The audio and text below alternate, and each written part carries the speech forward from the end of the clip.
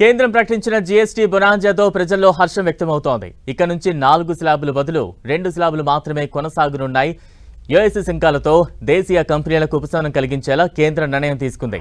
దీంతో దేశీయంగా వినిమయం భారీగా పెరిగే అవకాశం ఉందని కేంద్రం అంచనా వేస్తోంది. అయితే ఇందులో లగ్జరీ కార్లు, గుట్కా, పొగాకు ఉత్పత్తులు, సిగరెట్లు మాత్రం ఉండవు. వీటిని ప్రత్యేక స్లాబ్గా కేంద్రం ప్రతిపాదించింది. వీటిని ప్రత్యేక కేటగిరీ 40% స్లాబ్గా జీఎస్టీ పాలక మండలి ప్రతిపాదించింది. జీఎస్టీ భారం తగ్గడంతో త్వరలో ఎలక్ట్రానిక్ పరికరాల ధరలు భారీగా తగ్గనున్నాయి.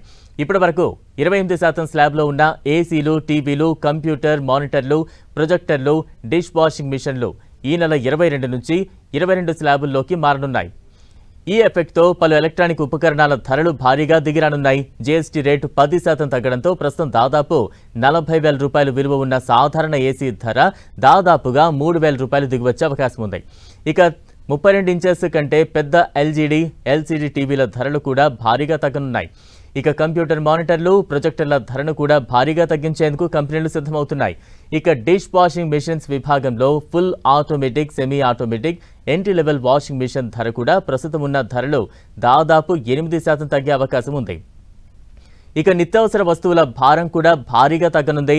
Hair oil, shampoo, toothpaste, సబ్బులు, టూత్ బ్రష్లు, షేవింగ్ క్రీమ్లు ఇప్పటి వరకు 18% స్లాబ్లో ఉండేవి. తాజాగా వీటిని 5% స్లాబ్లో చేర్చారు. అంటే వీటి ధరలు దాదాపు 11% పైగా తగ్గే అవకాశాలున్నాయి. ఇక 12% స్లాబ్లో ఉన్న వెన్న, నెయ్యి, మజ్జిగ, పాల ఉత్పత్తులు, pre packed namkeen, bhujia, mixer, వంట సామాగ్రి, పాల సీసాలు, బేబీ నాప్కిన్స్, క్లినికల్ డైపర్స్, కుట్టు మిషన్లు, వాటి విడిభాగాలు ఇకపై 5% స్లాబ్లోకి మారనున్నాయి. దీంతో ఈ ప్రొడక్ట్ ధరలు 5 నుంచి 6% తగ్గే అవకాశం ఉంది.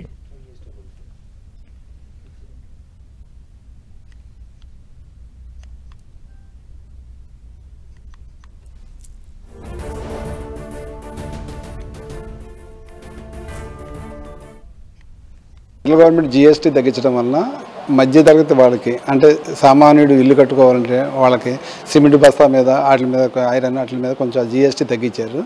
అలాగే హెల్త్ ఇన్సూరెన్స్ మీద కూడా 0 చేశారు. సామాన్యుడికి కట్టవలసిన వాటిల్లో కొన్ని జీఎస్టీలు పడినా కట్టలేని వాళ్ళు చాలామంది ఉన్నారు నాకు తెలిసినంత వరకు. అవి కూడా తగ్గింది. అలాగే ఇల్లు కట్టుకునే వాడికి మాత్రం చాలా ఫ్రీగా ఉంది. అలాగే ఫుడ్ బయట నుంచి ఆర్డర్లు చేసుకునే వాళ్ళకి పెంచి కూల్ డ్రింక్స్ వాటికి పెంచారు. కానీ మిగతా ఎకానమీ అంటే సామాన్యుడికి అందుబాటులో ఉండే చిన్న మోటార్ సైకిళ్ళు వాటికి జీఎస్టీ 28 నుంచి 18% చేసి వాళ్ళకి తగ్గించారు. అలాగే లగ్జరీ వెహికల్స్, కార్లు వాటికి పెంచారు, తప్పులేదు. అలాగే ప్రతిదీ ఎకానమీగా ఉన్న చిన్న మధ్యతరగతి వాళ్ళకి, కట్టుకునే వాళ్ళకి అందరికీ కూడా మ్యాక్సిమం తగ్గినట్టే లెక్కేసుకోవాలి.